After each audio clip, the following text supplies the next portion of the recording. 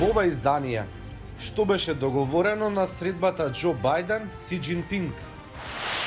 Како се одвива вакцинацијата на децата против COVID-19? Дали TikTok предизвикува тикови кај тинејџерите? Останете со нас.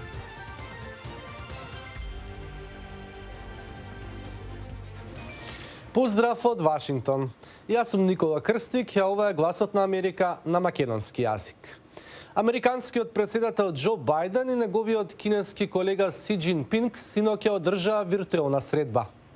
И Бајден и Џинпинг зборувале за потребата нивните влади да бидат отворени и искрени една со друга.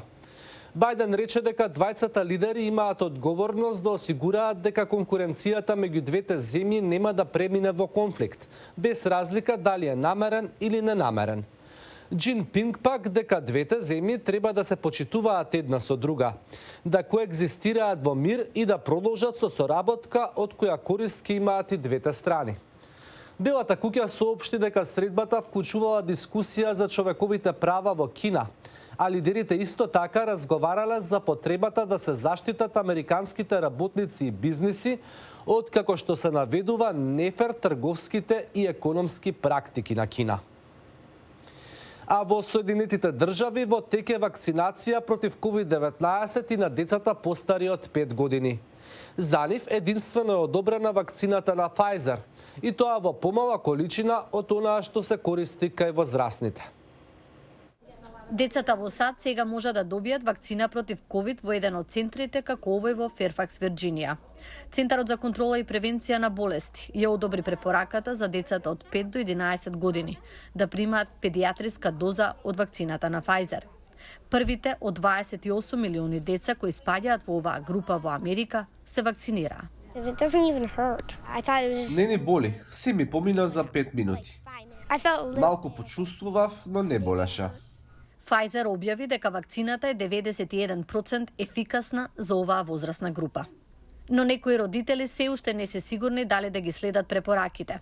Според 10-дневното истражување на фундацијата Кајзер во октомври, речиси 2/3 од родителите со деца меѓу 5 и 11 години велат дека планираат да почекаат и да видат пред нивните деца да бидат вакцинирани.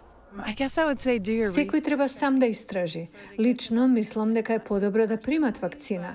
Не сакам моите деца да добијат COVID и среќна сум што сме на пат да бидеме целосно вакцинирани. Речи се 84% од жителите на општината Ферфакс добија најмалку една доза од вакцината против COVID. Во моментов нема податоци колку деца на возраст меѓу 5 и 11 години се вакцинирале. Од децата се префрламе на тинејџерите. Тие се под ризик да развијат тикови поради претерано користење на социјалната мрежа TikTok. Предупредуваат лекари кои веќе се соочуваат со зголемен број на пациенти. TikTok, апликацијата за споделување видеа, е дом за талентирани миленици, предизвици со танцување и во последно време многу видеа за синдромот Турет. Турет е невролошка состојба која предизвикува луѓето да испуштаат несакани звуци и да прават повторувачки движења наречени тикови. Креаторите на TikTok работеа на подигање на свеста за оваа состојба. Видеата со хаштаг Турет се прегледани над 4 милиарди пати, но нивната популарност може би има несакани последици. Есента 2020 доктор Тамара Прингсхим и незините колеги забележале нешто невообичаено во нивната клиника за Турет во Алберта, Канада. Добиваме и до 17 посети неделно од млади луѓе кои одеднаш развиле тикови. Синдромот Турет е генетски.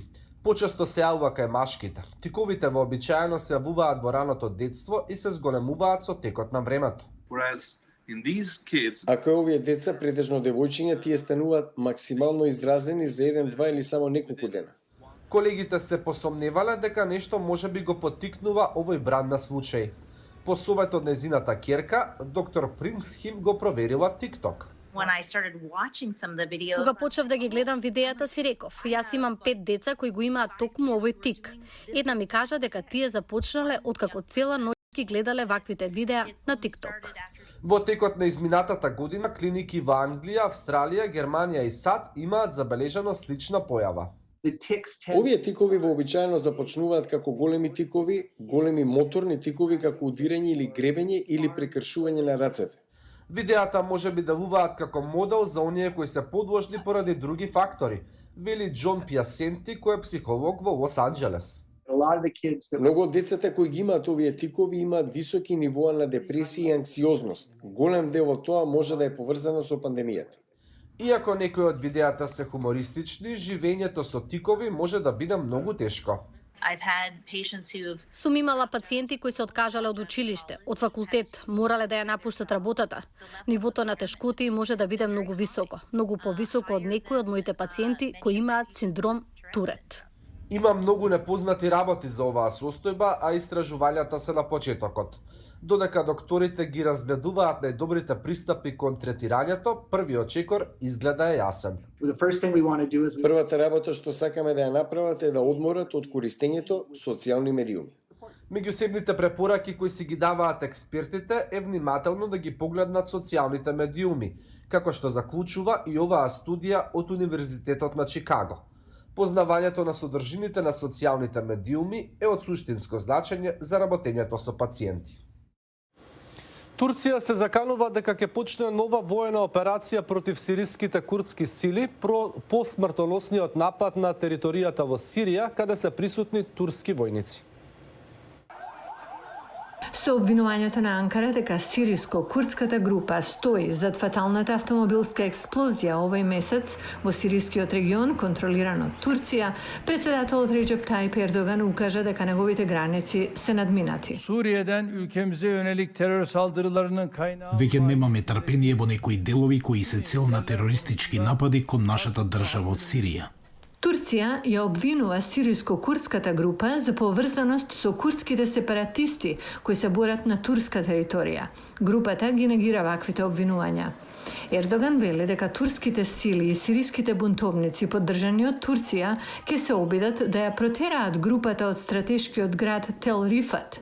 Анкара верува дека овој град е центар за лансирање на курдските напади против турските сили во Сирија.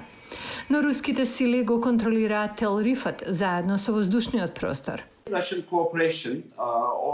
Руската соработка или поточно руската помош би била од огромно значење бидејќи Русија има воздушна доминација во тој дел и бидејќи Тел Рифат не е премногу близу до турската граница, каква била операција би била многу тешка без одобрување од Русија. Анкара долго време цели кон Тел Рифат, оти тој ќе ги поврзе трите региони на Сирија под турска воена контрола. Но бидејќи сирискиот град е витален транспортен центар и близу до Алепо, вториот најголем град во Сирија, некои наблюдувачи велат дека Москва ќе биде предпазлива да ја даде на Анкара таква вредна награда. Русија ќе има тешка сделка која на крајот ќе опфаќа многу давање и одземање. Ако Русија мисли дека ќе добие нешто многу значајно за возврат, тогаш тоа е возможно. Да не заборавиме дека 2 од 3 турски операции во Сирија беа помогнати од Русија. Сириско-курдската група е поддржана од САД во незината војна против исламската држава и каква било турска операција против курдската група би можела уште повеќе да ги влоши и онака комплицираните односи меѓу Турција и САД. Турција се очекува да одржи председателски избори до 2023 година и тоа може да има улога во кампањата на Ердоган. Дипломатска или реална цена за каков бил потек или нова воена операција во Сирија ќе се смета за неоправдана. Можеби ваква приказна ќе биде потребна во ова изборна година како пропагандна алатка. Аналитичарите сметаат дека нападот е многу реална опција. Велат дека турските сили веќе изведоа 3 сириски воени операции, нагласувајќи дека Ердоган ретко заплашува со празни закани. И тоа е се за ова издание. Поздрав од Вашингтон.